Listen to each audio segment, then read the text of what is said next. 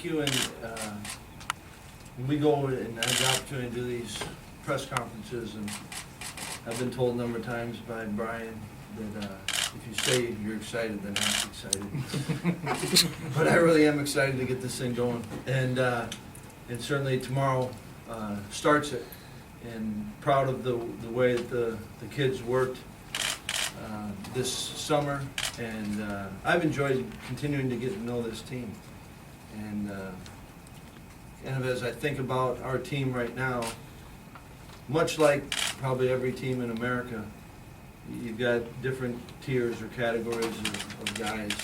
And right now, I think we've got a group of players that played a lot of football and started and won a lot of games. And I think of Mike Caputo and Darius Hillary, Sojourn's coming back. You got Shobes and Vince that have played a lot of football there. Offensively, Tyler's played a lot of football, and Joel has played a lot of games and won, and Alex has been a part of that. And then you've got another group that even a guy like Corey that's played a lot of football, but Corey's entering into a new role. And we've got some of these older guys that have been around the program, and it's Rob Wheelwright and Reggie Love. Can they, for whatever reason, maybe haven't contributed, whether it's depth or they weren't ready yet, but that's the group, I think, if they can jump in and elevate their game. At tight end, you lose Sam Arneson, so now it's Austin's turn. Foome's played a role, but his role is going to change. And defensively, Arthur Goldberg, Leon Jacobs. There's a group of guys like that they've either entered a new role or the role's going to expand. And I think that can push your team to another level. And then you've got a group of young guys that I'm anxious to find out who they are and what they can do and what their role can be. And that to me is the fun part of fall camp, is finding out your team. And we know the guys. In the past, the one thing I've always been impressed with, particularly here, the group of guys that there are guys that will get better, have gotten better this summer. And I'm anxious to see who those guys are. And we've got a chance, a bunch of players come together and form the team that we're going to be. And training camp is kind of the last phase before the season gets going. And we couldn't be more excited to start practice tomorrow. We've got microphones on each side.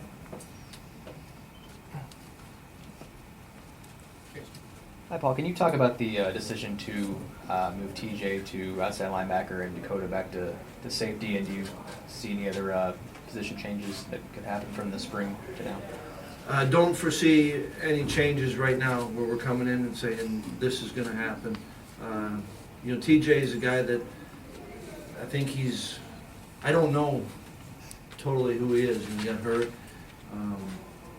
in the spring, so was limited. But I think he's a football player, and just in trying to maybe give him the best spot. And I don't know if it's a final move yet for him, but it gave him a chance while he was recovering to get a feel for that position. And I think he's a guy that can add value to our team, and maybe on the defense side of the ball might be the best way for it. And then, Dakota, same thing, didn't play in the spring, but kind of looking at where we were at as a team. I think every position move, it's got to be right for the individual and best for your team. And I think those ones seem like they are, and I'm anxious to find out. I know they're both excited about it. And I would think through the course of camp, there'll be one or two, I don't know what they are, but I think it's our job to make sure we're using each player, that's good for him. It's got to be right for the player, but also what's best for this team. Paul, can you take us through the process of Kellen Jones ending up here, and how much does that help in terms of depth on the inside? Yeah, I'm hoping that, we're excited to have Kellen here, and as we went through, I remember it was in July, and Tim Tibisar had been involved with Kellen before he went to Clemson. And so Tim kind of knew about him, and I had a chance to speak with Dabo and to find out about Kellen. And then it was just seeing, we had him up for a visit, and one of the guys around him, I think, like all transfer situations, that it's really important that it's right for the individual, and he's got a limited window and can be right for our team. And want our team, as many guys we could be around him.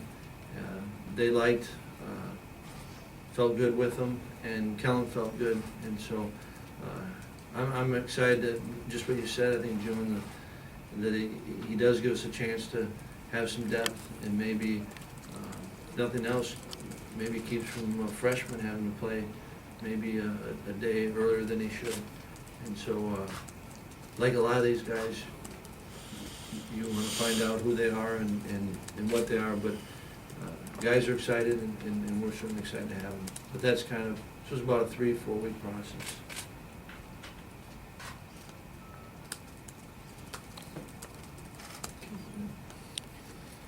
Hi, Coach. Is Tanner McAvoy still going to be playing kind of a hybrid role between safety and receiver, or is he kind of leaning one way or the other now? He's gonna do both, and I think one thing that he had a lot of spring at the the safety position, and that was certainly a place where he had some comfort in, and we're gonna start in the spring or in the fall here camp more at the receiver spot, let him get a feel for that, get comfortable, and yet he'll be. Our plan is to use him both ways. Jonah, come back. Coach, Joel comes into this camp with a lot more certainty about where he stands. How much of a difference can that make for a guy who had to deal with uncertainty during the last two camps? I think, I can't speak for Joel on that, but I think he's earned that right. And I'm excited with what he's done this summer. I think that Joel's in a really good spot. I like he's got an edge to him. I think he's got some tangible areas that he knows he can work on to get better, and I think he's confident going in, and anxious to get to work. He was the first player I saw this morning, and I would think that it would be good for him, but I think he's earned everything that he's gotten to this point, and Joel's like all of our seniors, they need to have their best year, and for us to be as good a team as we can. And I think he's to this point he's done everything we've asked him to do, and now we've got fall camp, and he's still got more opportunities to get better. But I like where he's at, certainly. Jeff. You've always talked about the importance of adding state kids, whether it's a walk-on or scholarship. We've got a couple of kids who appear to be transferring in, one Ramchick from Stevens Point, and one, it looks like Finko from Whitewater. Right. Are those examples of kids that maybe if they didn't get a look early, you'd ask them to have walked on before, and how'd that process get started with those two guys? Both those two specifically, and I think all those that, when you're talking about transfers, they're gonna reach out to us first. Wouldn't wanna be going and, trying to scour the rosters and see who would come, but they reached out, and we knew enough about them, that if that was what was best for them, academically and come to school here, we certainly wanted them to be on this team. So we're excited about those two players, but different though than the high school kid where you're actively recruiting them. I think here you respond to something, more than going out and recruiting it.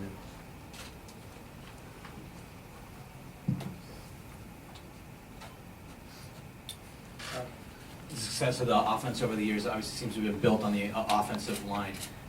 How confident are you in what you have, considering you only have 2 starters back from a year ago? That to me is one of those areas that kind of I was talking about when it first opened up, you know, Ray Ball, Walker Williams, been in the program for a number of years. Ray's played, I think a little bit more than Walker. Can they elevate? And a lot of it's being consistent. You know, I think they've shown, and they both care a ton. I mean, I love that part of it. They work, and then, you know, there's gonna be a group of young guys that need to step in. Right now, today, couldn't tell you who the starting five are. You know, that was one of the things, I think that spring ball, we were able to identify the pool of who the offensive linemen could be, but we didn't solidify who the starting five were. And that's gonna be one of the things that we've got to solidify in fall camp. Jesse? You gotta turn the mic on. We were just talking a bit ago about some of the in-state kids who are coming in, maybe as walk-ons, and I was just hoping to get your perspective on. Do you think there's something unique about the walk-on program here and your experience having been here relative to other programs? Is that something you want? Every place I've been, not that I've been in 1,000 or anything, but we've had walk-ons that have contributed, and yet, I don't know if it's because I've been here longest or know this place, the history of this place better than any school. It sure seems like it's special and unique with the walk-on program. And all it is, you know, we know that there's guys that we're not 100% right in the whole recruiting process. There's guys that get overlooked, and I think it is a place so that where guys come and see that they are treated fairly, they will be given opportunity, and I think that helps us. And so I think anytime you've got a good program, that those, you know, when you've got it going, you know, when we had the depth at positions, that's when the program was healthy. You know, the next guys step in, and you look back and you say, boy, that whole roster, you know, was playing after college. And I think the same thing with the walk-on program. That you go and you look and you can name the walk-ons that have been contributors, have been significant starters, been all-stars, you know, all-Americans here. And so I think there is something truly special here with the walk-on program, because it's been proven. Jeff? Back to some of the linemen for a bit. It looks like Mormon is not listed on the camp roster, and I saw the picture of him with the boot and the scooter. Do you know how long he's going to be out? And it's likely he's headed for redshirt then because of the injury. Most likely, he's going to be out 3 to 4 weeks, and so he can come and he can be here, get treatments and all that. And there's a number of guys that were in the spring, not a number, but you know, Hemer, Aiden McNamara, that aren't completely healthy cleared for practice. And so we want to go with the 105 that you get to bring to camp. We want to make sure they're all healthy bodies. Andy, come back.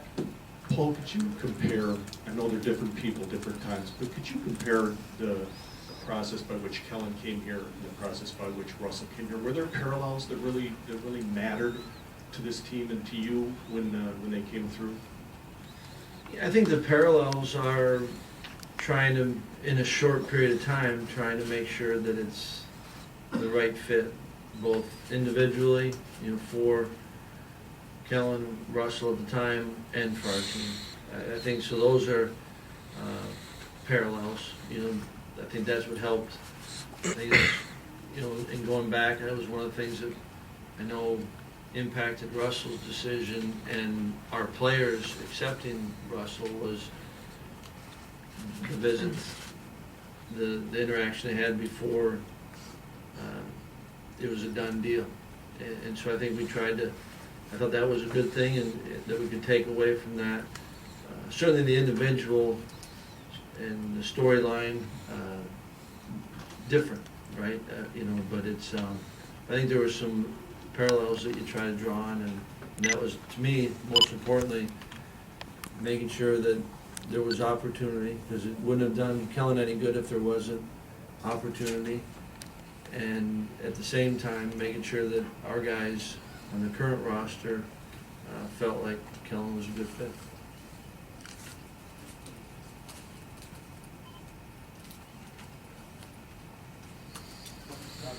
By those who are paid to make such predictions, a lot of people like your team to win the West and be in the Big Ten championship game, though nobody seems to be picking anybody other than Ohio State to win the conference. So are you a favorite or an underdog, and does it matter to you going into the season? Doesn't matter a bit, and, our goal, my intentions is to every day work to make sure we become the best team we can be. And, that's why you play the game.